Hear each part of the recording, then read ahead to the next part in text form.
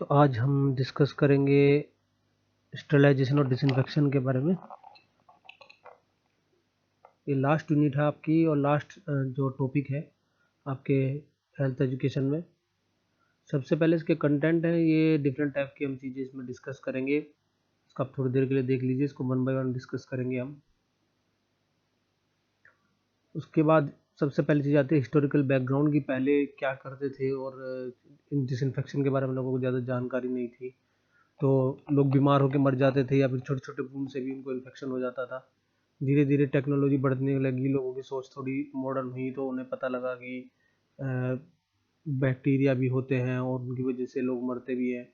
जैसे ये जो सेमलवाइज थे, इन्होंने सबसे पहले, ये डॉक्टर थे, तो इन्होंने अपने स्टूडेंट्स को, इनकी फ़ोटो यहाँ पे आपको दिख रही होगी, इन्होंने सबसे पहले करीब आज से 100 साल पहले इन्होंने हैंड वॉशिंग की टेक्निक डेवलप की थी, जो कि डिजीज़ को स्प्रेड होने से बचाती थी। वियना में, ऑस्ट्रिया में, यानी कि एक मैटरनिटी, जो पेशेंट थे वो मर रहे थे किसी कारण से, किसी को पता नहीं चल रहा था, तो जो सेमलवाइज थे, इन्होंने रिकग्नाइज किया कि जिनके मेडिकल स्टूडेंट थे वो अपने हाथ धो के नहीं जाते थे। जैसे मान लो उन्होंने एक जगह पे एनाटॉमी क्लास ली और दूसरी जगह पे वो जाने लग रहे थे, तो उन्होंने हाथ वगैरह नहीं धोए, जिसकी वजह से इन्फेक्शन जो था, जो आपने पिछली बार पढ़ा था, हॉस्पिटल एक्वायर्ड इन्फेक्शन, वो फैल रहा था दूसरे मैटरनिटी वार्ड में, यानी कि जो प्रेग्नेंट वुमेन थी या जो डिलीवरी कर रही थी, जिनमें सर्जरी हुई थी या फिर जिन्होंने डिलीवरी की थी, तो बहुत ही वल्नरेबल होती हैं इन्फेक्शन के लिए, तो उनको बहुत ईजिली इन्फेक्शन हो रहा था।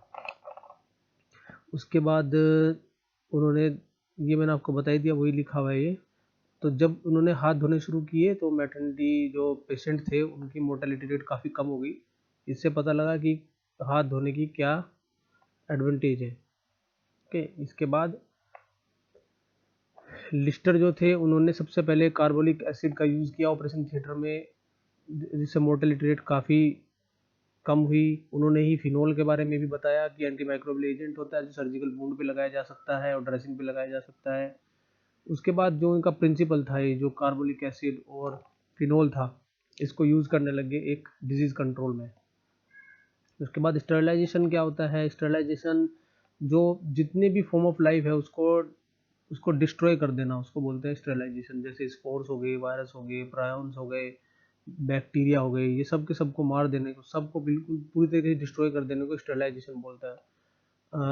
इसका सिस्टम सीधा यह है कि ऑल और नथिंग, यानी या तो सब कुछ जाएगा या कुछ भी नहीं। ओके, तो फिजिकल और केमिकल मेथड से इसको किया जा सकता है। इसके बाद डिसइंफेक्शन क्या होता है? ये स्टेरिलाइजेशन से कम लीथल होता है और मेनली हमारे पास जो हॉस्पिटल्स में किया जाता है, जो जो भी टेक्निक यूज की जाती है, वो डिसइंफेक्शन टेक्निक होती है, rather than sterilization technique. Okay, तो ये लेस लीथल होती है। इनमें लगभग लगभग सभी पैथोजेनिक जो ऑर्गेनिजम्स हैं वो मर जाते हैं, लेकिन माइक्रोब्स जो है यूजुअली नहीं बचते हैं, वो बच जाते हैं। स्पोर्स जो होते हैं, तो स्पोर्स काफ़ी हार्डी होते हैं, इतनी इजीली नहीं मरते, लेकिन स्पोर्स इतने ज़्यादा खतरनाक भी नहीं होते जितने कि लाइव माइक्रोब्स होते हैं। तो आप उसको, ट्रांसमिशन को रोक सकते हैं माइक्रो ऑर्गेनिज्म के ऑब्जेक्ट पे, हैंड पे, स्किन पे इन्फेक्शन होने से बाय डिसइंफेक्शन। इसके भी फिजिकल और केमिकल मेथड्स होते हैं। इसके बाद डिसइंफेक्टेंट क्या होता है? केमिकल एजेंट या फिर फिजिकल एजेंट है जो पैथोजेंस को मारता है। ओके, लेकिन might not kill bacterial spores. Okay, ये चीज़ ध्यान रखनी है कि माइक्रो ऑर्गेनिजम्स को मारता है लेकिन बैक्टीरियल स्पोर्स को छोड़ सकता है। तो नॉर्मली जो डिसइंफेक्टेंट है वो यूज़ किया जाता है जो इन एनिमेट ऑब्जेक्ट, यानी निर्जीव चीज़ों के ऊपर जो यूज़ किया जाता है, उस सेंस में हम डिसइंफेक्टेंट का शब्द का इस्तेमाल करते हैं। फिर आता है एंटीसेप्टिक। एंटीसेप्टिक किसको बोलते हैं? सब्सटेंस जो या तो ग्रोथ को रोक दे या फिर उसको प्रिवेंट करे, बैक्टीरियल ग्रोथ को या तो रोक दे या प्रिवेंट करे। ओके, इसका जो नॉर्मली जो इस्तेमाल किया जाता है इस पर्टिकुलर वर्ड का, एंटीसेप्टिक का, वो लिविंग टिश्यूज़ पे किया जाता है, यानी कि जो आपके सेल्स वगैरह है, टिश्यूज़ है, स्किन है, इन पे। इसके बाद आता है एसेप्सिस। एसेप्सिस क्या है? एसेप्सिस है आपका कॉन्टैक्ट, जो माइक्रो ऑर्गेनिज्म के साथ जो कॉन्टैक्ट है उसका प्रिवेंशन करना। सैनिटाइज़र क्या होते हैं? आजकल अब बहुत ज़्यादा ट्रेंड में सैनिटाइज़र, वो इस वजह से क्योंकि ये जो एजेंट होते हैं, ये नंबर ऑफ बैक्टीरियल कंटामिनेंट्स या फिर वायरल कंटामिनेंट्स को सेफ लेवल तक रिड्यूस कर देते हैं, एंटायरली डिस्ट्रॉय नहीं कर पाते हैं। ये चीज़ याद रखनी है। ये सिर्फ सेफ लेवल तक उसको रिड्यूस कर देते हैं। ओके, स्टेराइल क्या है? State of being free from all micro organism. Sterile यानी कि स्टेरलाइजेशन अगर हुआ किसी चीज़ का हुआ है तो इसका मतलब हम ये एज्यूम करेंगे कि वो पर्टिकुलर ऑब्जेक्ट पूरी तरीके से माइक्रो ऑर्गेनिज्म से फ्री है। इसके बाद आप क्या आते हैं, डिटर्जेंट क्या है? सरफेस क्लीनिंग एजेंट होता है, सर्फेक्टेंट भी बोलते हैं इनको, जो micro organism, anti microbial activity तो नहीं होती इसमें, लेकिन ये जो सरफेस का एरिया आता है उसको कम कर देते हैं, जिससे उनकी जो लिपिड लेयर होती है, एक्सटर्नल मेम्ब्रेन लेयर, वो डिस्ट्रॉय हो जाती है। तो ये थोड़ा काम करते हैं, लेकिन इनसे आप बिल्कुल श्योर नहीं हो सकते कि काम करेंगे नहीं करेंगे। पर फिर भी इस पर्टिकुलर इंस्टेंस में जो आजकल हो रहा है कोरोना वायरस का, उस केस में detergent are better than disinfectant. Okay, तो क्लीनिंग जो क्या होती है, ये रिमूवल, सबसे पहली चीज़ क्लीनिंग क्या है? सबसे पहला चीज़ यही है कि आपको कोई चीज़ को डिसइंफेक्ट करना है या फिर आपको उसको डिसइंफेक्ट करना है या फिर उसको स्टेराइल करना है, सबसे पहले आप क्लीन करेंगे। तो क्लीन क्या है? सोचा हमने सफाई करना, सिंपल, यानी कि उसके ऊपर जो भी विजिबल सोइल है, यानी मिट्टी वगैरह, धूल वगैरह जो लटकी पड़ी हुई है, ब्लड है जैसे खून वगैरह लग गया है, डेब्रीज है यानी अलग अलग जगहों से इकट्ठा हुआ छोटा मोटा, क्रेविसेस यानी छोटे छोटे दरारें या फिर लकीरें, उनको साफ करने को, तो उनको बोलते हैं हम क्लीनिंग। ओके, उससे अच्छी तरीके से क्लीन करने, जब वो एंटायरली क्लीन हो जाएगा उसके बाद हम नेक्स्ट प्रोसेस पे जाते हैं। तो फैक्टर कौन कौन से हैं जो इन्फ्लुएंस करते हैं कि किलिंग को, यानी बैक्टीरियल को? एक तो पहली बात तो टाइप ऑफ बैक्टीरिया ऑर्गेनिजम्स कैसे हैं, नंबर कितना है, ज़्यादा होगा तो ज़्यादा आपको कंसंट्रेशन यूज़ करनी पड़ेगी, कंसंट्रेशन ऑफ डिसइंफेक्टिंग एजेंट कितना यूज़ करना है, ऑर्गेनिक मटेरियल की प्रेजेंस कैसी है, यानी सीरम है या ब्लड है, स्पूटम है, क्या चीज़ है, उसके ऊपर डिपेंड करता है। सरफेस कैसी है जिसको डिसइंफेक्ट करना है, यानी लकड़ी है या फिर लोहे की सरफेस है या फिर स्किन है, कौन सी सरफेस पे आपको डिसइंफेक्ट करना है। कॉन्टैक्ट टाइम, कितनी देर तक आपको कॉन्टैक्ट रखना है, टेम्परेचर कितना होना चाहिए, पीएच कितना होना चाहिए, बायोफिल्म्स है कि नहीं है या फिर बनी हुई तो नहीं है, कंपैटिबिलिटी है या नहीं डिसइंफेक्टेंट की और स्टेरलाइट के आपस में, ये बहुत ज़रूरी है। लोग सोचते हैं कि दो को लगाना ज़्यादा अच्छा होता है एज कम्पेयर टू वन, लेकिन उसका हम एग्जाम्पल आगे देंगे कि दो को यूज़ करना कई बार इनकम्पैटिबिलिटी इश्यूज भी ला सकता है, यानी कि जो पहला है उसका भी इफेक्ट खत्म हो जाएगा। ओके, तो ये टाइप ऑफ ऑर्गेनिजम्स हैं। ऑर्गेनिजम्स जो है इनके अलग अलग केमिकल और फिजिकल ट्रीटमेंट से इनको मारा जा सकता है। स्पोर्स होते हैं उनके ऊपर, एक जो बैक्टीरियल स्पोर्स होते हैं उनके ऊपर प्रोटीन और लिपिड की बहुत ही हैवी कोट होती है, जिसकी वजह से इनको मारना आसान नहीं होता। माइकोबैक्टीरियम की जो सेल्स होती हैं, माइकोबैक्टीरियम अपने ट्यूबरकुलोसिस जो होता है जैसे बैक्टीरिया, वो माइकोबैक्टीरिया की स्पीसीज का है, इसकी जीनस का है, सॉरी। और जो सेल वॉल जो होती है उसकी रिच होती है लिपिड में। एक होते हैं प्रायंस होते हैं, ये सबसे ज़्यादा रेसिस्टेंट नॉन ऑर्गेनिजम्स हैं, जिनका हीट का असर नहीं होता है, केमिकल्स का असर नहीं होता है, इनके ऊपर रेडिएशन का बहुत कम असर होता है प्रायंस। लेकिन प्रायंस का देखा गया कि ज़्यादातर इन्फेक्शन में इन्वॉल्व नहीं होते हैं। तो हमारा कंसर्न जो है मेनली बैक्टीरिया और वायरसेस और फंगस पे रहता है। ये देखिए, ये एक फ्लो डायग्राम टाइप की चीज़ है कि आपको पता लगेगा कि मोर रेसिस्टेंट से लीस्ट रेसिस्टेंट क्या है। सबसे पहले प्रायोन है, इसके अंदर फिर बैक्टीरियल स्पोर्स हैं, फिर माइकोबैक्टीरिया है, इसमें नॉन लिपिड वायरसेस हैं, फंगी है, बैक्टीरिया है या लिपिड वायरसेस है। आप एक ध्यान देंगे चीज़, तो अभी लिपिड जो कोरोना वायरस है ये लिपिड वायरस है, ये लीस्ट रेसिस्टेंट होना चाहिए, लेकिन क्योंकि वायरसेस के ऊपर जो है हम डिसइंफेक्टेंट सीधा इस्तेमाल नहीं कर सकते इंसान के अंदर, क्योंकि वो टॉक्सिक होता है इंसान के लिए, इस वजह से आप उसको नहीं मार सकते। लेकिन एक्सटर्नल सरफेस पे आपने देखा होगा उसको बहुत इजीली किल किया जा सकता है, यानी कि आप अपने हाथ धोइए और you are good to go. Simple है, आप अपने हाथ धोइए या फिर आप किसी तरीके का स्टेरिलाइजेशन एजेंट यूज़ कीजिए या फिर कोई भी आप हैंड वॉश यूज़ कर सकते हैं, या आपके उससे ये मर जाएगा। तो जो आपका कोरोना वायरस एक लिपिड वायरस है, नॉन लिपिड वायरस ज़्यादा रेसिस्टेंट होते हैं, और प्रायंस तो है ही, मैं आपको बताया नंबर 1 पे सबसे ज़्यादा रेसिस्टेंट होते हैं, लेकिन देखा गया है ये ज़्यादातर डिजीज़ नहीं फैलाते। बैक्टीरियल स्पोर्स जो है बाद में बैक्टीरिया में बदलते हैं। तो माइकोबैक्टीरिया जो आपका ट्यूबरकुलोसिस हो गया है या लेप्री हो गया, लेप्रेसी जो करते हैं, आपने देखा होगा उनकी दवाइयाँ बहुत ही कई कई महीनों तक लेनी पड़ती है, तब भी इन पे असर नहीं होता, वो इसी वजह से क्योंकि ये बहुत ज़्यादा रेसिस्टेंट होता है। इसके बाद फैक्टर कौन कौन से हैं आपका उसमें चल रहा था, टाइप ऑफ ऑर्गेनिज्म में तो आपको बता दिया। नंबर ऑफ ऑर्गेनिज्म कितने हैं, यार कि माइक्रोबियल लोड कितना है। माइक्रोबियल लोड यानी कि कितने ज़्यादा बैक्टीरिया है या वायरस है एक पर्टिकुलर जगह पे, जितने ज़्यादा होंगे उतना ज़्यादा आपको स्टेरिलाइजेशन या फिर प्रॉब्लम होगी उनको किल करने में। तो सभी के सभी ऑर्गेनिज्म को आप एक बार में नहीं मार सकते। मान लीजिए बहुत ज़्यादा लोड है तो आपको उसी के हिसाब से टाइम पीरियड कॉन्टैक्ट टाइम बढ़ाना पड़ेगा। कंसंट्रेशन यानी कि प्रॉपर कंसंट्रेशन बहुत ज़रूरी है डिसइंफेक्टिंग एजेंट की।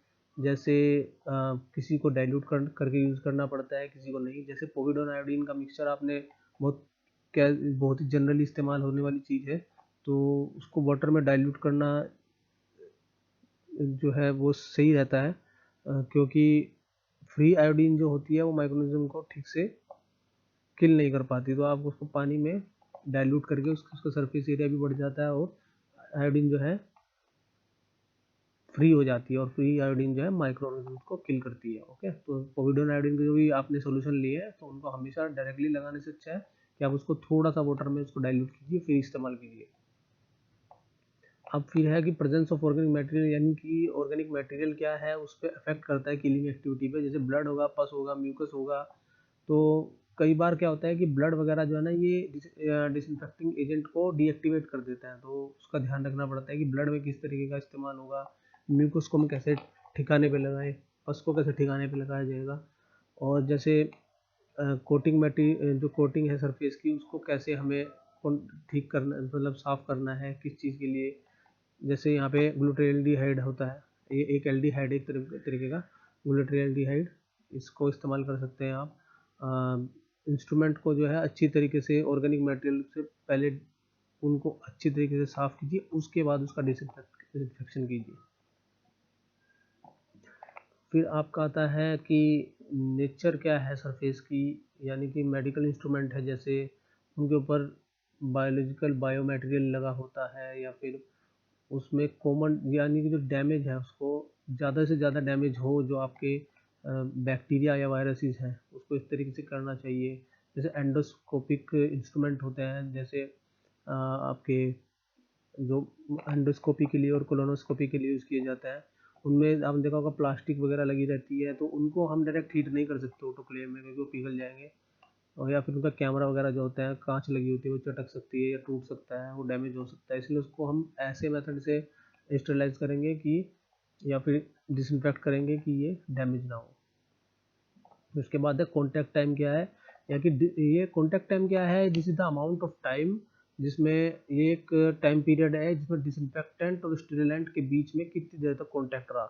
यानी जैसे मान लीजिए एग्जांपल के लिए इसमें बेटाडीन दिया हुआ है, तो बेटाडीन को कम से कम 1 या 2 मिनट तक माइक्रोब के कांटेक्ट में रहना चाहिए मारने के लिए। तो जैसे बैक्टीरिया और जो फंगी होते हैं उनको और ज़्यादा टाइम चाहिए होता है, तो डिपेंड करता है कि आपने कौन सा डिसइंफेक्टेंट इस्तेमाल किया है और ऑब्जेक्ट क्या है जिसको आप किल करना चाहते हैं। और कई बार क्या होता है कि आपको ये भी डिसाइड करना पड़ेगा कि इस पर्टिकुलर चीज़ का हम डिसइंफेक्शन करें या फिर इसको हम स्टरलाइज करें। ओके, यानी कि या तो पूरा का पूरा किल कर दें या फिर हम इसके स्पोर्स बचा सकते हैं और हम इसको लोअर मेथड यूज़ कर सकते हैं। ओके, जैसा आपने आजकल सुना होगा कि अपने हाथ कम से कम 20 सेकंड के लिए धोइए, उसका मतलब यही है कि आपका कॉन्टैक्ट टाइम जो है बढ़ जाए। जितना ज़्यादा कॉन्टैक्ट टाइम होगा वायरस की लिपिड लेयर उतनी ज़्यादा टूटेगी सोप के कॉन्टैक्ट में आने से, और उतना ज़्यादा आपको फ़ायदा होगा।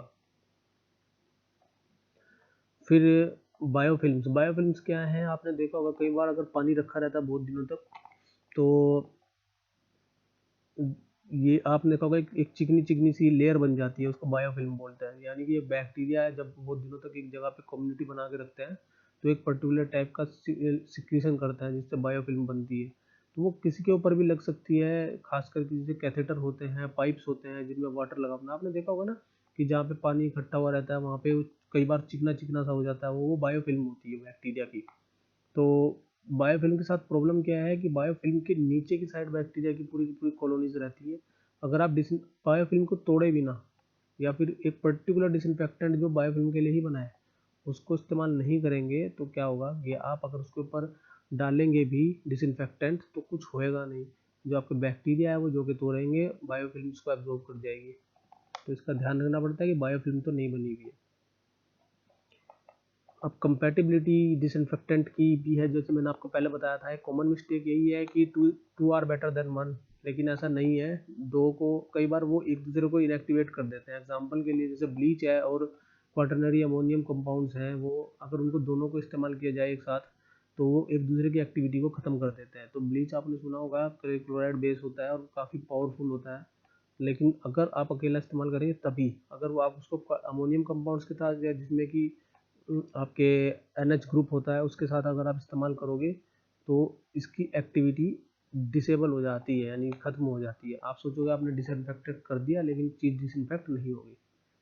इस चीज़ का भी ध्यान रखना पड़ता है कि कंपैटिबिलिटी है कि नहीं। तो लोग क्या करते हैं, स्टरलाइज किया उसके बाद हैंड वॉश कर लिया, या फिर हैंड वॉश करके स्टरलाइजेशन और हैंड वॉश साथ में मिला लिए और उसका इस्तेमाल करने लग गए, तो उससे काम नहीं चलेगा, डिसइंफेक्ट कंपैटिबिलिटी हो सकती है। तो आइडियल डिसइंफेक्टेंट क्या होते हैं, सबसे पहली चीज़ तो ये हाईली इफेक्टिव होता है, एफिकेसी बहुत अच्छी होनी चाहिए। एफिकेसी जितनी अच्छी होगी यानी कि कम से कम मात्रा में ज़्यादा से ज़्यादा तेज़ी से असर करे, फास्ट होना चाहिए, तेज़ होना चाहिए। ऐसा नहीं है कि आपको डिसइंफेक्शन करने के लिए 2-2 घंटे वेट करना पड़ रहा है, एक दिन वेट करना पड़ रहा है। तो फास्ट होना चाहिए, जैसे हमने देखा था आयोडीन पाउडर 1-2 मिनट के अंदर काम करता है, तो वो होना चाहिए। गुड पेनिट्रेशन, पेनिट्रेशन अच्छी होनी चाहिए, यानी कि आपने डाला तो बायोफिल्म के आर पार भी निकल जाए तो it is better. Compatible with most material, अधिकतर मटेरियल के साथ कंपैटिबल होना चाहिए। ऐसा नहीं है कि हम सिर्फ एक पर्टिकुलर चीज़ पे इस्तेमाल कर सकते हैं दूसरी पे नहीं। जहरीला नहीं होना चाहिए यूज़ करने में, और ऑर्गेनिक मटेरियल के साथ कंपैटिबिलिटी होनी चाहिए, और एफिकेसी अच्छी होनी चाहिए, यानी कि ऐसा नहीं कि उसके साथ रिएक्शन कर रहा है। रेजिडुअल इफेक्ट होना चाहिए उसका, यानी कि अगर आप वो बाद में भी पड़ा रहे तो वो अपना इफेक्ट टाइम के साथ साथ थोड़ा थोड़ा देता रहे। ऐसा नहीं कि जब तक लगाया जब तक असर कर रहा है हटाते ही गायब हो गया और वायरस फिर से आने लग शुरू हो गया, तो बैक्टीरिया फिर से पनपना शुरू हो गया, तो उसका रेजिडुअल इफेक्ट होना चाहिए। इकोनॉमिकल होना चाहिए, सस्ता होना चाहिए, इतना नहीं बहुत महंगा है उसको इस्तेमाल करने में प्रॉब्लम हो रही है। ऑर्डरलेस होना चाहिए, ज़्यादा से ज़्यादा कोशिश करिए या तो उसकी अच्छी ऑर्डर हो यानी एग्रीएबल ऑर्डर हो, या फिर उसको ऑर्डरलेस हो पूरी तरीके से। तो ये टाइप ऑफ डिसइंफेक्शन क्या, जैसे आपके ये सिलेबस में नहीं है तो हम इसको, आप इसको पढ़ लीजिएगा, लेकिन इसमें जैसे ये है आपका कॉन्करेंट जो डिसइंफेक्शन है, ये इन्फेक्शियस मटेरियल को ज़्यादा किया जाता है, डिस्चार्ज को नॉर्मली जो आपके सिलेबस में है डिस्चार्ज को, यानी कि जैसे लिखा हुआ जैसे consist of disinfection of urine हो गया, फीकस हो गया, वोमिट हो गया, क्लॉथ हो गया, हैंड्स हो गया, ड्रेसिंग एप्रन ग्लव्स वगैरह का इनको करना है। एक अब ये क्या है, टर्मिनल डिसइंफेक्शन क्या होता है कि जो कोई पेशेंट मर गया है उसको जब किया जाता है तो उसको हम बोलते हैं टर्मिनल डिसइंफेक्शन। यानी कि कॉन्करेंट क्या है, जब पेशेंट जिंदा है उसके बॉडी के अंदर से डिस्चार्ज निकल रहा है उसको डिसइंफेक्ट करने को हम लोग डिसइंफेक्शन बोलते हैं। टर्मिनल डिसइंफेक्शन क्या है, जब पेशेंट टर्मिनेट हो गया, जब वो मर गया उसके अंदर से जो सोर्स है उसको उसको ही ख़त्म करना है आपको। और फिर होता है प्री करंट, जो ये वाटर का होता है, ये प्री करंट यानी कि कॉन्करेंट से भी पहले प्री करंट, जो जैसे मिल्क हो गया, pasteurization of milk, hand washing, chlorine से वाटर को डिसइंफेक्ट करना, ये आपका प्री करंट या प्रोफाइलेक्टिक डिसइंफेक्शन भी बोलते हैं इसको। अब देखिए ये चीज़ ध्यान देने वाली है कि टाइप डिसइंफेक्शन में डिसइंफेक्टेंट में 3 तरीके के मेन होते हैं। सबसे पहला हाई लेवल डिसइंफेक्टेंट होते हैं जो बैक्टीरियल स्पोर्स को भी मार सकते हैं। इंटरमीडिएट लेवल डिसइंफेक्टेंट होते हैं जो ट्यूबरकुलोसिस की एक्टिविटी को कम कर सकते हैं लेकिन स्पोरिसाइडल नहीं होते, यानी कि माइकोबैक्टीरियम को मार सकते हैं लेकिन स्पोरिसाइडल नहीं होते हैं। और फिर होते हैं लो लेवल के, लो लेवल जो होते हैं ये अधिकतर माइक्रो ऑर्गेनिज्म पर काम करेंगे, लेकिन ना तो ट्यूबरकुलोसिस की यानी कि माइकोबैक्टीरियम के ऊपर काम करेंगे, ना ही ये स्पोर्स के ऊपर काम करेंगे। ठीक है, ना तो ये स्पोरोसाइडल होते हैं ना ही ट्यूबरकुलोसाइडल होते हैं।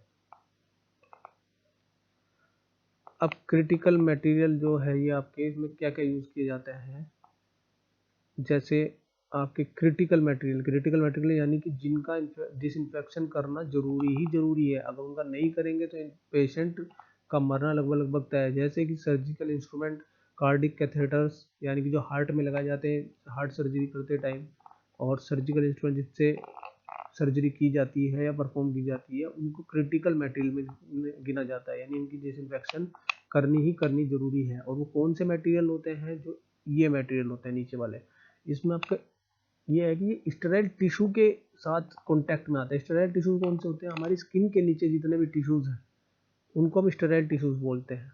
ओके, अगर उनके कांटेक्ट में आ रहा है तो वो क्रिटिकल मटेरियल में आएगा। ओके, इसके बाद सेमी क्रिटिकल मटेरियल आते हैं जो म्यूकस मेम्ब्रेन के साथ कांटेक्ट में आएंगे। जैसे आपके माउथ के अंदर की लेयर हो गई, नेजल कैविटी के अंदर की लेयर हो गई, आपके ओसिफिगस की लेयर हो गई। तो जैसे आपके एंडोस्कोप हो गए और लेरिंजोस्कोप हो गए, उसके ब्लेड्स हो गए, या फिर आपके जो कोलोनोस्कोप्स हो गए, इनको हम बोलते हैं आपके सेमी क्रिटिकल मटेरियल, यानी कि ये कट नहीं करेंगे, ये जस्ट म्यूकस लेयर में से होके गुजरेंगे। अब नॉन क्रिटिकल मटेरियल क्या है, जो कांटेक्ट सिर्फ स्किन के कांटेक्ट में आते हैं, ना ही आपके म्यूकस लेयर के कांटेक्ट में आएंगे, ना ही स्टेराइल टिश्यूज के कांटेक्ट में आएंगे। अब हमें यहाँ पे एक बार देखेंगे कि स्टेराइल टिश्यूज कौन से हैं, जो स्किन के नीचे है। सेमी क्रिटिकल क्या है, जो म्यूकस मेम्ब्रेन है आपकी, यानी कि नाक के अंदर, मुंह के अंदर, इंटेस्टाइन के अंदर, वो है आपकी म्यूकस मेम्ब्रेन। और नॉन क्रिटिकल मटेरियल क्या है, जो कि स्किन, आपकी सिंपल स्किन।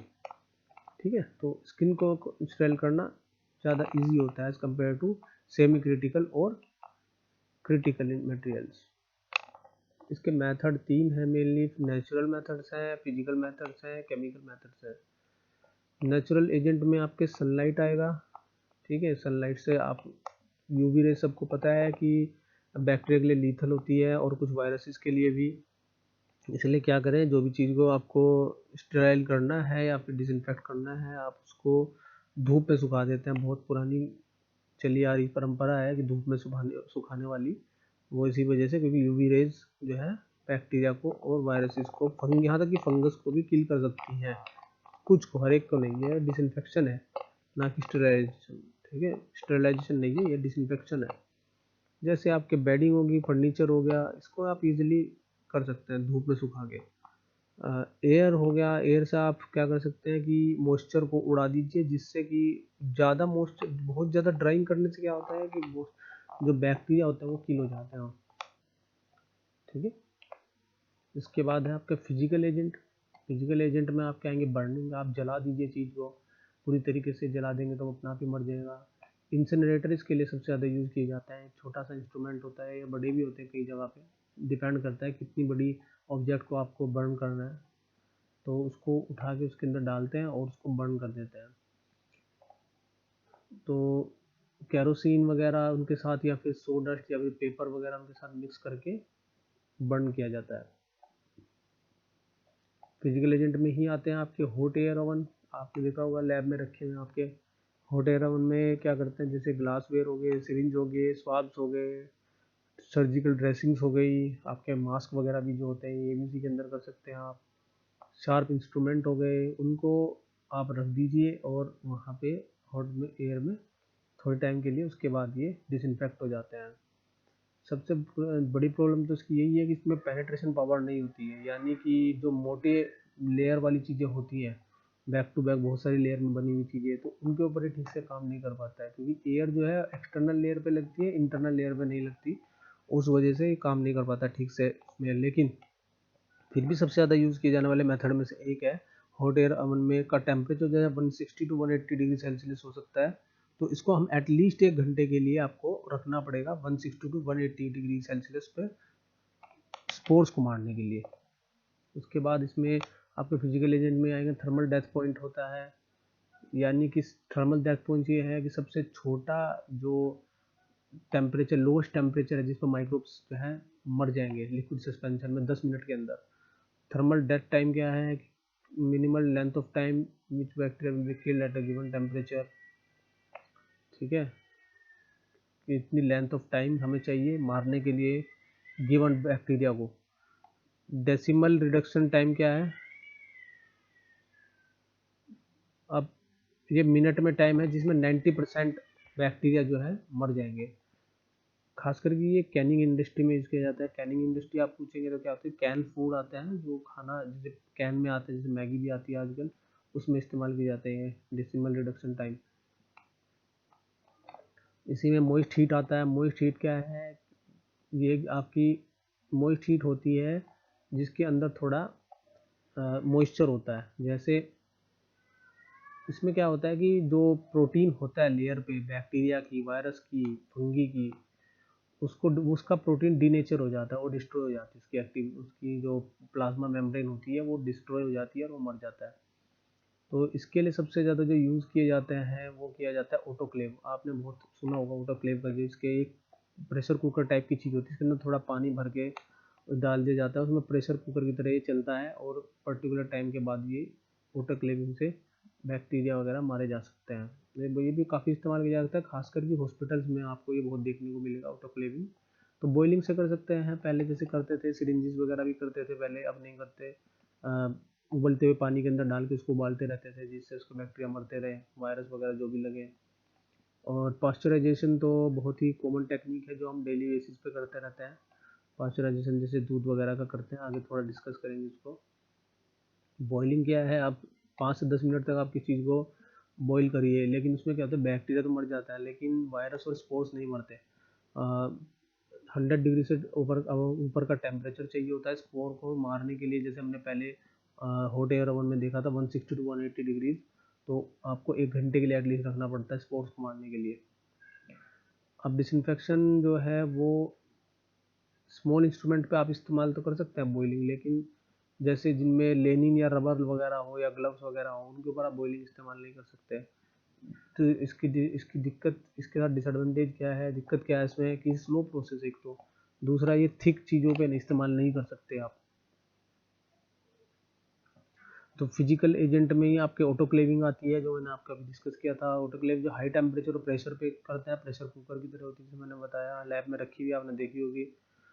ये सारे के सारे जो लाइफ फॉर्म होती है उसको डिस्ट्रॉय कर देती है, इंक्लूडिंग स्पोर्स। तो स्टेलाइजेशन जो है लेनिन की, ड्रेसिंग की, ग्लव्स की, सिरिंज की, इंस्ट्रूमेंट की, कल्चर मीडिया की, सब की आप ऑटोक्लेविंग कर सकते हैं लगभग लगभग, लेकिन प्लास्टिक और शार्प इंस्ट्रूमेंट की ऑटोक्लेविंग आप नहीं कर सकते। ऑटोक्लेव कुछ इस तरीके का होता है, आपने देखा हो यहाँ पे ये थर्मोमीटर है, इसमें आपको टेम्परेचर पता लग जाएगा। डोर से आप बंद कर देंगे बाहर से, इसका ये डोर को स्क्रू करके अच्छी तरीके से बंद कर देते हैं। एग्जॉस्ट पाइप से जो है ये इससे प्रेशर मेंटेन रखता है। प्रेशर गेज में आप प्रेशर देख सकते हैं कितना प्रेशर है। सेफ्टी बॉल में सीटी की तरह होता है ये, अगर बहुत ज़्यादा प्रेशर बन जाएगा तो यहाँ से सीटी के रूप में बाहर निकल जाएगा। तो एक तरीके से बड़ा प्रेशर कुकर है। और स्टीम की सप्लाई होती है नीचे की तरफ से, इसमें स्टीम आती रहती है और लगातार ये गर्म होता रहता है अंदर से, और अंदर भी स्टीम जाती है। ये देखिए जो रेड कलर की स्टीम जा रही है ये अंदर भी जाती है, और स्टीम से प्रेशर बनता रहता है लगातार। तो ऐसे करके आपके इसमें से निकलता रहता है, प्रेशर बनता रहता है, और ये अंदर इसमें स्टेराइल होते रहते हैं। फिजिकल एजेंट में ही आपके पास्चराइजेशन आता है। पास्चराइजेशन क्या है, ये लुईस पास्चर ने सबसे पहले, फादर ऑफ माइक्रोबायोलॉजी भी बोलते हैं जिनको, इन्होंने सबसे पहले ये इंट्रोड्यूस किया था। उन्होंने बताया था कि जो पैथोजेनिक माइक्रो ऑर्गेनिजम्स हैं उनको, वो कई बार वेजिटेटिव स्टेट में पड़े होते हैं, यानी कि कुछ कर नहीं रहे होते हैं लेकिन वो पड़े होते हैं वहाँ पे। जैसे ही उनको कुछ मिलता है, जैसे बॉडी का फ्लूइड मिलेगा या जो भी जब शरीर का कोई लाइविंग सेल मिल जाए तो उसके ऊपर अटैक कर देते हैं वो, या उसके ऊपर अपना इन्वेड कर देते हैं उसको।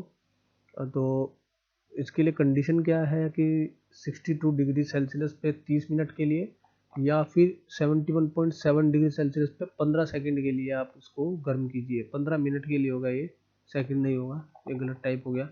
15 मिनट के लिए आप इसको गर्म कीजिए। ओके। दूध को हम पास्चराइज करते ही हैं घर पे डेली, और दूध का, लेकिन हम ये टेम्परेचर नहीं नापते उसमें। तो हम सेफ साइड में रहने के लिए कि 15 मिनट में करना है कि नहीं करना, तो हम क्या करते हैं, उसको एक बॉइलिंग दे देता है जिससे टेम्परेचर अबव 100 चला जाता है उसका, और सभी बैक्टीरिया किल हो जाता है। तो उसकी सिग्निफिकेंस क्या है, सभी वेजिटेटिव पैथोजेंस को किल कर देता है ये। इसलिए आपने देखा भी होगा कि गर्म किया हुआ दूध जिसको हम उबाल के रखते हैं, वो दूध ज़्यादा चल जाता है एज़ कम्पेयर टू ठंडा दूध, है ना। वो इसी वजह से, क्योंकि बैक्टीरिया मर जाते हैं उसके अंदर और वो उसको उसको डीनेचर नहीं कर पाते हैं। पास्चराइजेशन का भी सिंपल सा प्रोसेस है। फ्रेश मिल्क आया, ये देखिए यहाँ पे हीटिंग सेक्शन है, सबसे पहले हीट हो रहा है एक पर्टिकुलर टेम्परेचर पे, फिर उसके बाद कूल हो रहा है, उसके बाद पास्चराइज मिल्क जो है बाहर आ गया। ये जो आपके पास पैकेट मिलता है ना, वो उनको इसी प्रोसेस से किया जाता है, यानी कि दूध को निकाला और उसके बाद यहाँ से गर्म किया और ठंडा किया, उसके बाद पैकेट में पैक कर दिया। फिजिकल एजेंट में ही आते हैं आपके रेडिएशन। ये सबसे ज़्यादा इफ़ेक्टिव टेक्निक होती है, बैक्टीरिया और वायरस सब को मार देती है, लेकिन बहुत कॉस्टली होती है। तो इसको आप कैटगट के लिए, यानी कि जो आपके टाँके लगाने के लिए इस्तेमाल होती है उसके लिए, बैंडेज, ड्रेसिंग, सर्जिकल इंस्ट्रूमेंट के लिए, और इसकी इतनी बहुत ज़बरदस्त पेनिट्रेशन पावर होती है। आपने सुना भी होगा कि 1.5 फीट की जो एल्यूमिनियम की दीवारें होती है उसकी भी आर पार निकल जाती है गामा रेडिएशन। तो इसलिए इसकी पेनिट्रेशन पावर बहुत अच्छी होती है और हीटिंग इफेक्ट नहीं होता है इसका। तो इसमें आप किसी भी चीज़ को अलग अलग स्टाइल कर सकते हो। बहुत इफेक्टिव होती है, लेकिन बहुत ज़्यादा कॉस्टली भी है, और ये गामा रेडिएशन का यूज़ करके की जाती है। फिर फिल्ट्रेशन आते हैं फिजिकल एजेंट में ही। फिल्ट्रेशन यानी कि सिंपल आपको फिल्टर कर दीजिए, तो उससे क्या होगा कि फिल्टर मटेरियल को आप स्टेराइल कर दीजिए, तो बेस्ट सॉल्यूशन बन के आ जाता है। खास करके कल्चर मीडिया के लिए इस्तेमाल किया जाता है। इसमें अलग अलग टाइप के पोर्स होते हैं, पोर फिल्टर यूज किए जाते हैं, इनको पोर फिल्टर बोलते हैं, जिससे अलग अलग तरीके के बैक्टीरिया आप मार सकते हो, या वायरसेस को मार नहीं सकते, सॉरी, फिल्टर कर सकते हैं, यानी आपका फिल्टर्ड चीज़ आ जाएगी। जैसे 0.22 एंड 0.45 जो माइक्रोमीटर के पोर्स होते हैं, वो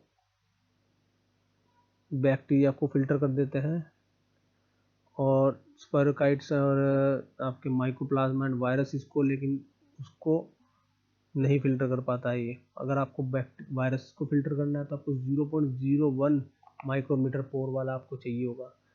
ये सभी के सभी वायरस को रिटेन कर लेता है, लेकिन सब कुछ लार्ज प्रोटीन को भी कर लेता है, लेकिन बड़े प्रोटीन को और वाटर को रिटेन नहीं करता है। ठीक।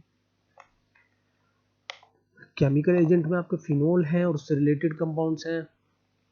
फिनोल का सिंपल कॉन्सेप्ट है, फिनोल जो होते हैं ये देखिए लिख रहा है डीनेचर प्रोटीन और डिसरप्ट सेल मेम्ब्रेन्स। ओके, तो ये क्या करता है कि सेल मेम्ब्रेन को डिसरप्ट कर देता है, उसको मार देता है।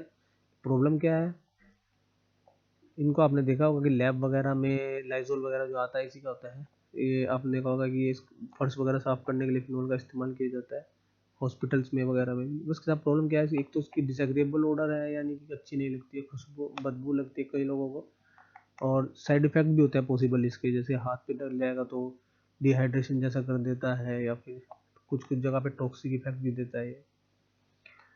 तो सबसे पहली चीज़, केमिकल एजेंट में कार्बोलिक एसिड या फिनोल है। ये ज़्यादा इफेक्टिव डिसइंफेक्टेंट नहीं है, पर ठीक ठाक है। क्रूड फिनोल जो होता है, ये क्रूड फिनोल जो है ये काफ़ी इफेक्टिव होता है, यानी कि जो काले वाला फिनोल आपने देखा होगा फिनोल, ये हमारी लैब में भी रखे होते हैं, ग्राम पॉजिटिव ग्राम नेगेटिव दोनों तरह के बैक्टीरिया को मार देता है। क्रिसोल जो है ये एक तरीके का फिनोल ही है। ये क्रिसोल के 5 से 10% इसका इस्तेमाल किया जाता है, इसको यूरिन और फीकिस को डिसइंफेक्ट करने के लिए। आपके सिलेबस में यही है, तो यही सिंपल सी चीज़ है कि आपको इस्तेमाल करने की डिसइंफेक्शन ऑफ यूरिन एंड फीकिस के लिए क्या इस्तेमाल करते हैं, क्रिसोल यूज़ करते हैं 5 to 10%। उसके अंदर उसको घोल के उसको फेंक देते हैं, ठीक है, उसको डिस्कार्ड कर दिया जाता है। क्रिसोल और इमल्शंस क्या है, ये बहुत पावरफुल डिसइंफेक्टेंट होते हैं, तो इनको भी आप इस्तेमाल कर सकते हैं इन सर्टेन सिचुएशंस, जगह पे नहीं। क्लोरोहेक्सिडीन, जो क्लोरोहेक्सिडीन क्या है आपका, जो आपका ये डेटोल वगैरह आती है, क्लोरोहेक्सिडीन होती है। ये एंटीसेप्टिक होता है, काफ़ी यूज़फुल है। 0.5% सोल्यूशन ही इसका अच्छी तरीके से इस्तेमाल, मतलब एंटी बैक्टीरियल एक्टिविटी होती है उसकी। 1% जो है क्रीम्स में इस्तेमाल किया जाता है, बर्न्स में। हेक्साक्लोरोपेन होता है, क्लोरोफेन होता है, ये स्लो एक्शन में है, लेकिन क्यूमुलेटिव एक्शन है, यानी कि स्किन के ऊपर और सोप के साथ, दोनों के साथ कंपैटिबल है, यानी आप इसको सोप लगा के इसको लगा सकते हो, या फिर इसको लगाने के सोप लगाने के बाद इसको लगा सकते हो। डेटोल है आपका, क्लोरोहेक्साइलिनोल है, ये लिखा भी है नीचे। क्लोरोहेक्सिडीन का भी आता है डेटोल, आप अगर यूज करें तो डेटोल सेवलोन जो आता है खास करके, उसमें क्लोरोहेक्सिडीन होता है। क्लोरोजेलिनोल में और क्लोरोहेक्सिडीन में फ़र्क ये है कि है दोनों सिमिलर ही, बस ये है कि हेक्सिडीन जो है वो जलाता नहीं है अगर वुंड के ऊपर लगाया जाता है, लेकिन इसका क्या है कि ये भी कम, उसमें 0.5% में ही काम कर देता है डिसइंफेक्शन, और प्लास्टिक इंस्ट्रूमेंट को आप इजीली इससे डिसइंफेक्ट कर सकते हो। इसलिए डॉक्टर जो है स्पिरिट या फिर डेटोल या फिर क्लोरोहेक्सिडीन का इस्तेमाल करते हैं आपके सुइयों को स्टेराइल करने के लिए। क्वाटरनरी अमोनियम कंपाउंड जिसके साथ आपके हमने अभी जो डिस्कस की थी उसके साथ इनकम्पैटिबिलिटी इशू थे इसके, इसमें सेंट्रीमाइड आ गया। ये दोनों तरह की 1 to 2% सोल्यूशन इस्तेमाल किया जाता है। सेवलोन आ गया, सेवलोन आपके दाढ़ी बनाने के बाद इस्तेमाल कर सकते हैं इसको। प्लास्टिक अप्लायंसेस डिसइंफेक्ट करने के बाद 20 मिनट्स तक डिसइंफेक्टेंट इसका इस्तेमाल करना पड़ता है। थर्मोमीटर को इससे आप कर सकते हो।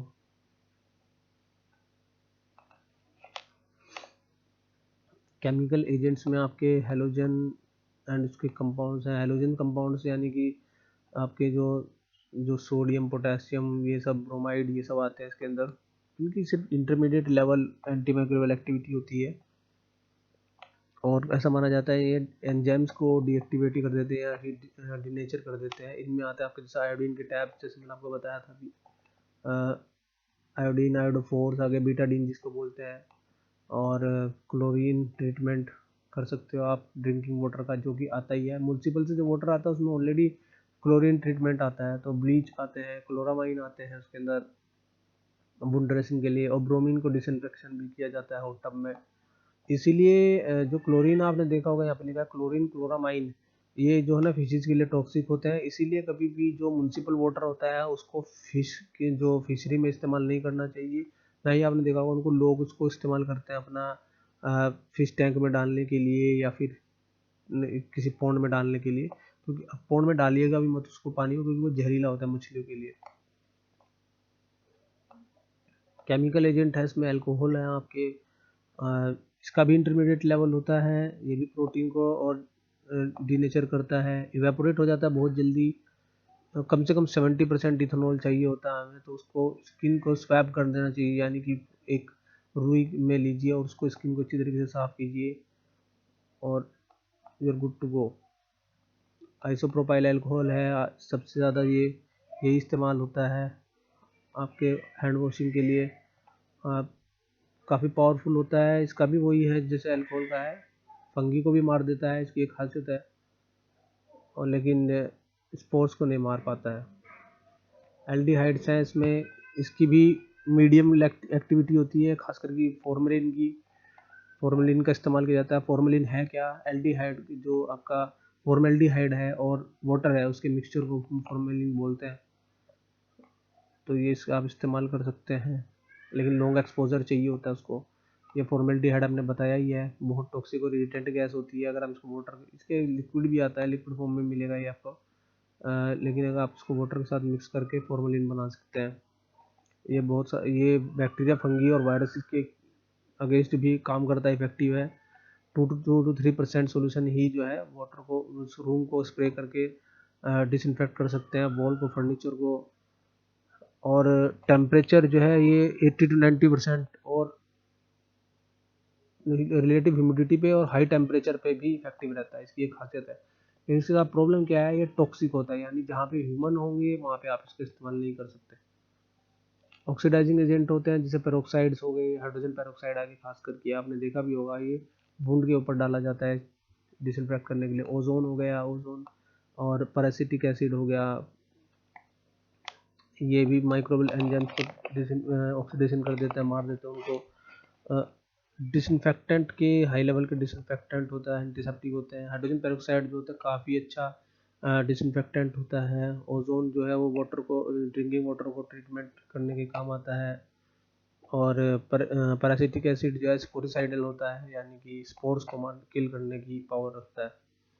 सर्फेक्टेंट में आप सिंपल सोप्स और डिटर्जेंट आ गए। इनकी खासियत ये है कि तो कलरलेस होता है, टेस्टलेस होता है, ह्यूमन के लिए हार्मलेस होते हैं, लेकिन बहुत सारे जानवर उनके लिए हार्मफुल होते हैं, जैसे खास करके जो मैराइन ऑर्गेनिजम्स हो गए, जो पानी के अंदर रहने वाले ऑर्गेनिजम्स हैं, उनके लिए खतरनाक होती है सर्फेक्टेंट्स। लेकिन इनकी पावर ज़्यादा नहीं होती, ये लो लेवल के डिसइंफेक्टेंट होते हैं। मेटल्स होते हैं, हैवी मेटल्स इस्तेमाल किए जा सकते हैं, इनकी भी कम होती है, लो लेवल होती है। जैसे सिल्वर नाइट्रेट, आपको पता है सिल्वर नाइट्रेट का इस्तेमाल किया जाता है जलने पे भी, है ना। तो इसमें गोनोरिया में भी इस्तेमाल किया जाता है इसको। वैक्सीन, ये देखिए यहाँ पे लिखा हुआ ना थायोमर्सल। थायोमर्सल जो होता है ये आपका वैक्सीन को प्रिजर्व करने के लिए इस्तेमाल किया जाता है। लाइम हो गया आपका, मिल्क ऑफ लाइम जिसको सोडा बोलते हैं, ये भी डिसइंफेक्टेंट का काम कर सकता है। इथाइलिन ऑक्साइड हो गया, गैसेज हैं।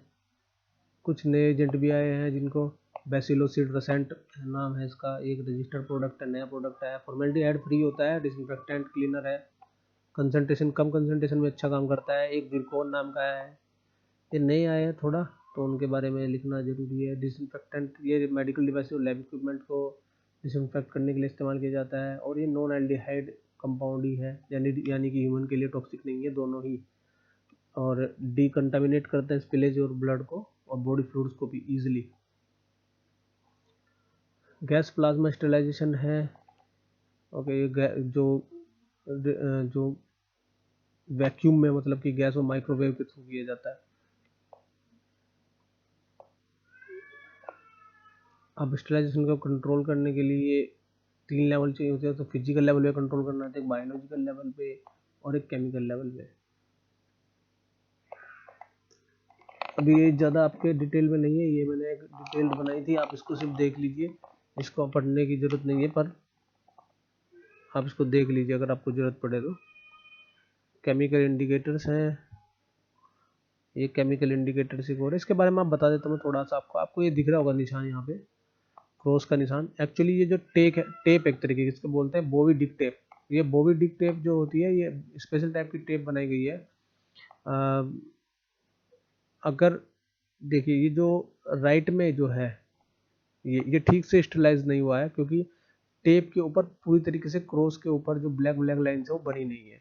अगर ब्लैक लाइन्स पूरी तरीके से बन गई है तो इसका मतलब वो ठीक से स्टेरिलाइज हो गया है। इसको क्या करते हैं, जैसे मान लीजिए आपको ग्लास को स्टेरिलाइज करना है, तो बोवी डिक टेप को उस ग्लास के चारों तरफ चिपका देते हैं। ये यूनिफॉर्म होता है कलर में, यानी कि जो क्रॉस है आपको बीच में जैसे कलर, ये जैसे बीच में से ये कलर दिखाई आपको दे रहा है, ऐसा कलर होता है इसका।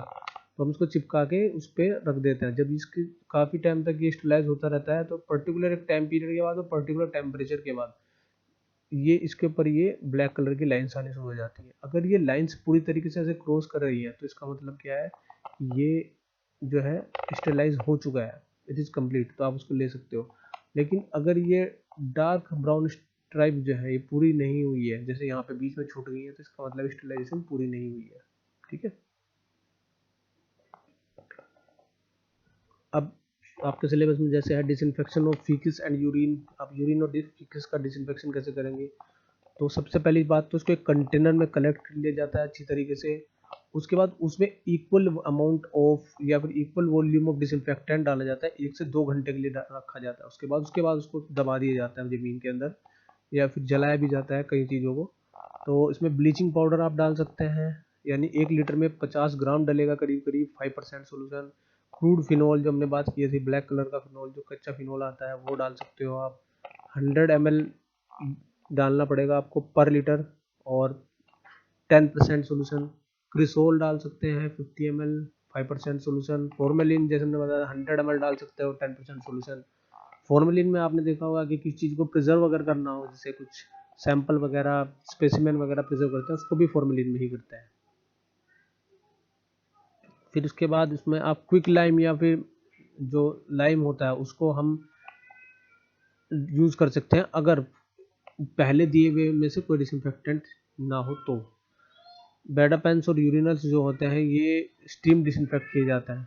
ओके, जो टॉयलेट वगैरह, जो यूरिन वगैरह के लिए जो सैंपल जो चीज़ें इस्तेमाल होती हैं, जैसे कलेक्टिंग बैग्स वगैरह इस्तेमाल होते हैं उनको, या फिर जो पैंस होते हैं जिसके ऊपर अंदर टॉयलेट और लैट्रिन नहीं करते लोग, आपने देखा होगा कि जो बीमार लोग होते हैं उनके नीचे रख देता है pan, that is known as bed पैंस।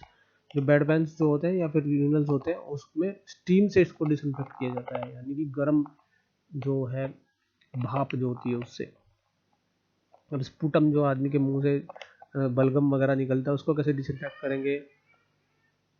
Goes वगैरह जो भी है उसको गोज पे या पेपर के हैंडकरचीफ पे आप लीजिए, उसके बाद उसे बर्निंग से डिस्ट्रॉय करेंगे, यानी जलाएंगे उसको ऐसे डिस्ट्रॉय नहीं करेंगे, उसको हम बर्निंग से डिस्ट्रॉय करेंगे। ओके, तो बॉइलिंग करेंगे या तो उसकी, या फिर उसको हम ऑटोक्लेव करेंगे 20 मिनट के लिए 20 लैप्स प्रेशर पे। ओके, और ये ऑटोक्लेविंग पे कर सकते हैं आप इजीली। आपने देखा था ना उसमें प्रेशर और टेम्परेचर दोनों मेंटेन कर सकते हैं तो उससे। या फिर 5% क्रिसोल को इस्तेमाल कर सकते हो आप स्पूटम को डिस्ट्रॉय करने के लिए, इसके अंदर जितने बैक्टीरिया वगैरह है उसको। अब जो ब्लड होता है या फिर बॉडी के जो फ्लूइड निकलते हैं उनको हम कैसे डिसइंफेक्ट करेंगे? पहली बात तो जो अफेक्टेड एरिया है जहाँ से वो निकल रहा है उसको हम अच्छी तरह सोप से साफ करेंगे, उसके बाद वाटर से, और फिर उसके बाद 1% सोडियम हाइपोक्लोराइड सॉल्यूशन में 15 मिनट तक उसको डिसइंफेक्ट किया जाएगा, ब्लड या फिर बॉडी फ्लूइड को, स्पिल्स को, यानी जो अंदर से निकल रहा है एक्सुडेट वगैरह।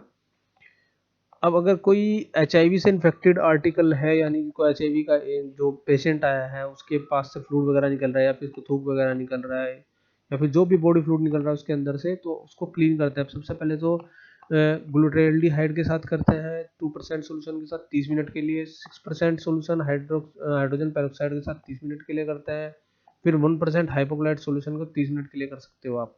इनमें से कोई भी मेथड आप यूज कर सकते हो एचआईवी इन्फेक्टेड आर्टिकल्स के लिए। एक आपका फ्यूमिगेशन होता है, इसमें धुआं होता है जहरीला फॉर्मेल्डिहाइड का, खासकर की फॉर्मेल्डिहाइड गैस का, जिससे ये वीरिसाइडल भी होता है, स्पोरिसाइडल भी होता है, बैक्टीरिसाइडल भी होता है। और ये चीपर वर्जन है, और ऑपरेशन थिएटर को जो बड़े बड़े एरिया को जो है ना धुएं से बहुत इजीली किया जा सकता है स्टरलाइज। इसके साथ प्रॉब्लम क्या है, ये आई और नोज के लिए बहुत इरिटेंट होता है, इरिटेट कर देता है, यानी कि खुजली वगैरह होना, आंखें लाल वगैरह हो जाना, ये करता है। और कई बार इसको कार्सिनोजन भी देखा गया है, यानी कि कैंसर कोजिंग भी हो सकता है अगर कोई इसके डायरेक्ट काफ़ी टाइम तक काफ़ी इसके कॉन्टैक्ट में रहता है। तो बेसिकली जब फ्यूमिगेशन हो रहा हो तो वहाँ पे कोई ह्यूमन नहीं होना चाहिए। तो जो बड़े एरिया होते हैं जैसे कमरा हो गया या फिर ऑपरेशन थिएटर हो गया या होल्स हो गए, उनको अगर आपको स्टेरिलाइज करना है पूरे को, तो आपको फॉर्मेल्डिहाइड के धुएं से करना पड़ेगा, गैस से करना पड़ेगा। ओके, अभी पहले हम थोड़ा सा एक डेड बॉडी का भी है आपके साथ सिलेबस में शायद। तो डेड बॉडी के लिए क्या करते हैं, उसका सिंपल एक वो होता है, उसमें इसमें जो आपके डेड बॉडी को हम ऐसे ही करते हैं जैसे आपने फ्यूमिगेशन कर सकते हो आप डेड बॉडी की।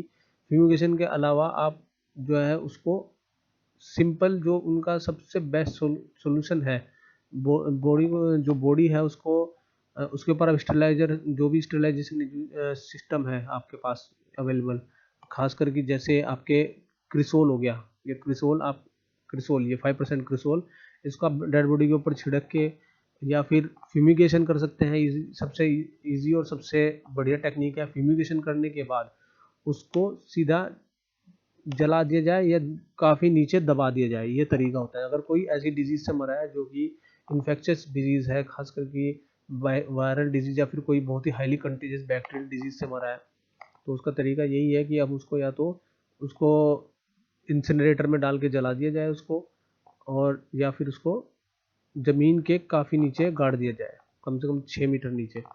ये तरीका होता है। और थैंक यू वेरी मच। आपको कोई क्वेश्चन वगैरह पूछना हो तो आप मैसेज पे, कमेंट में, या फिर जैसे भी पूछना चाहे पूछ सकते हैं। आई होप मैंने सब कुछ तो कवर कर दिया है। Thank you very much.